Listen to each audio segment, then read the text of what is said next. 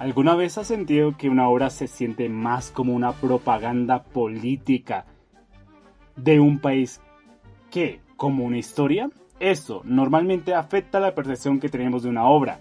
Un gran ejemplo de esto es El druida de la estación de Seúl, una historia donde constantemente se recalca que Corea es el mejor país del mundo, el centro del universo, la mera verga. Básicamente, y eso, sinceramente, a lo largo de la trama, aburre, especialmente del conflicto interno principal. Da mucho que desear, porque la gente no tiene la paciencia de ver un país se jacta constantemente de ser el mejor y encima menosprecia a otros países. Por eso muchas obras que gozan de un patriotismo extremo, y voy a aclarar eso nuevamente, extremo, o que se basa en rivalidades entre países, no logra conectar tan bien como otras que mantienen un mejor equilibrio entre política, orgullo nacional e idealización de un país.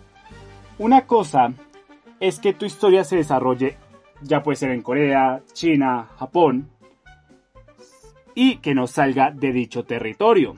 Y otra es muy diferente, es querer imponer que ese país debe ser la norma, que nadie es mejor, que simplemente por el protagonista haber nacido ahí, el país del protagonista es la cúspide de la humanidad. Volviendo al ejemplo del druida de la estación de Seúl, la historia parte de una premisa interesante. Un tipo que ha vivido 1000 años atrapados en otro mundo regresa a la Tierra justo cuando están ocurriendo eventos extraños con grietas dimensionales y donde él debe volverse más fuerte. Hasta ahí todo bien, ¿cierto?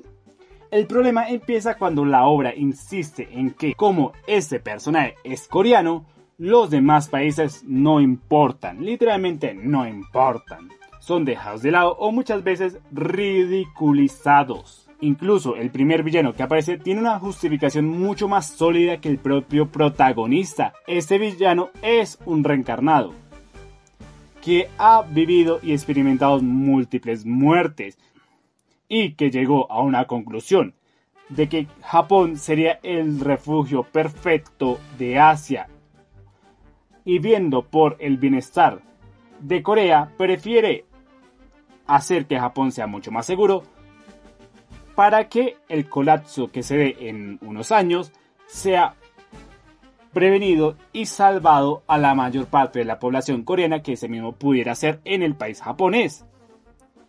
Pero ¿qué pasa?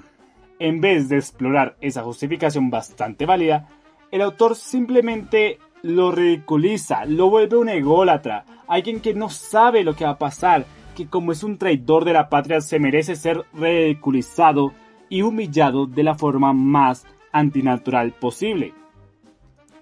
Incluso si este ha vivido bastantes vidas, ha dominado las artes de esgrima bastante bien y más encima tiene mejor equipamiento de la obra, ese mismo es simplemente humillado de una forma tan absolutamente antinatural que deja mucho que desear.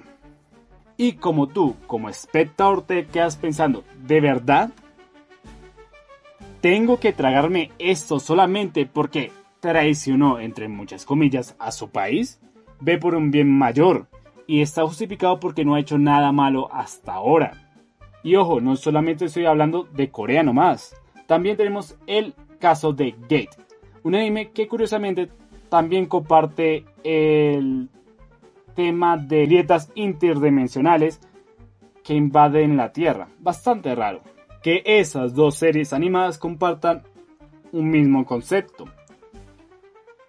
En Gate, un país de fantasía invade Japón y Japón lo derrota fácilmente. Y hasta ahí es normal. Japón tenía en ese momento, comparado al país de la fantasía, un armamento increíble. Eran literalmente un tanque versus un chihuahua recién nacido.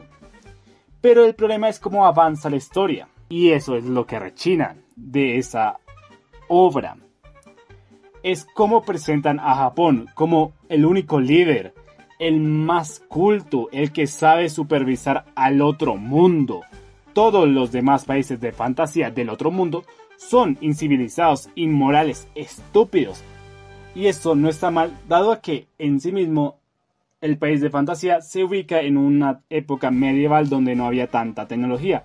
Pero el hecho de que considere que todo el mundo del país de fantasía solamente unos 5 o 6 se salvan es una muy grave carencia narrativa. Y prácticamente lo más grave es que la grieta solo ocurre en Japón, pero ningún otro país interviene, solamente son aliados, o incluso ni siquiera están presentes, que no tienen ni voz ni voto en dicho muy grande problema. Y esto es bastante antinatural, conociendo a Estados Unidos que quiere darle libertad a todo el mundo. El ejército japonés es mostrado como el mejor del mundo, solidario, noble, perfecto. Ya no parece un anime, parece más una propaganda del Ministerio de Defensa, porque al decir que tu ejército es el mejor, el que es el cuidador de las personas, el que es un tigre cuando dañan a sus ciudadanos, y sí, literalmente dicen eso, es un poquito bastante raro. Y en estos dos ejemplos, el patriotismo afecta directamente a la estructura narrativa. Y ojo, no está mal ser patriótico, no digo que no esté bien amar a tu patria. El problema es cuando el patriotismo pasa a un tema secundario a convertirse en el eje principal. ¿Qué pasa cuando el centro de tu historia es solamente el amor a tu país? Pues ya sabemos el resultado. Corea gana, Japón gana, China gana, el país X gana, por poner un ejemplo. Simplemente porque el protagonista nació ahí y todos los demás países deben arrodillarse y admirar, obedecer, porque mi país es el mejor y el tuyo no vale nada.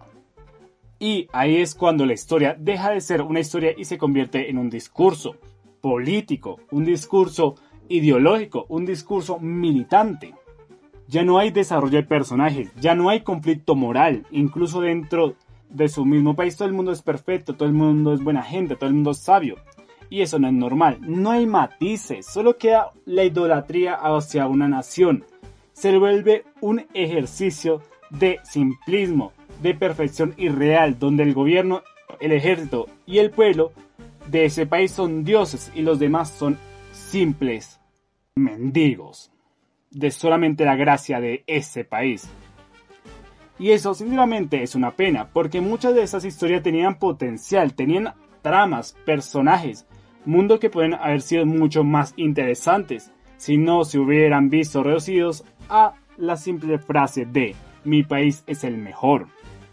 Con esto no quiero decir que tengan que los animes o historias ser literalmente sosas y no tener mensajes de que tu país sea bueno. Es el hecho de que muchas veces cuando pasas el estándar de saber cuándo es suficiente es el problema. Es diferente mencionar que tu país es muy bueno a creer que es el centro del universo. Es muy diferente comparar tu país con otros países en igual de condiciones a diferenciar que eleves tu país a lo máximo posible. Porque no es normal. Una historia normalmente no tiene ese tipo de mensaje. Porque una historia con ese tipo de mensaje simplemente se siente como una publicidad del gobierno. Y eso es lo peor. Porque las historias son libertad narrativa. Las historias son algo que tenemos siempre. No nos inhiben. Nuestro círculo social, nuestro ámbito laboral no nos inhibe de crear mundos donde podamos ser libres. Pero si llevas a decir que tu país es el mejor del mundo y idolatras antes de siquiera tener una base sólida en la narrativa, simplemente haces que el espectador se aburra. Y es por esa razón de que muchos de estos animes, el patriotismo extremo deja a los lectores y consumidores con un mal sabor de boca, porque muchas veces tu país no es el mejor y simplemente ignoras el lado oscuro que ese mismo ha tenido. Recuerda que yo soy Militoon. Si este video te gustó, por favor dame un like y suscríbete y nos vemos. Bye.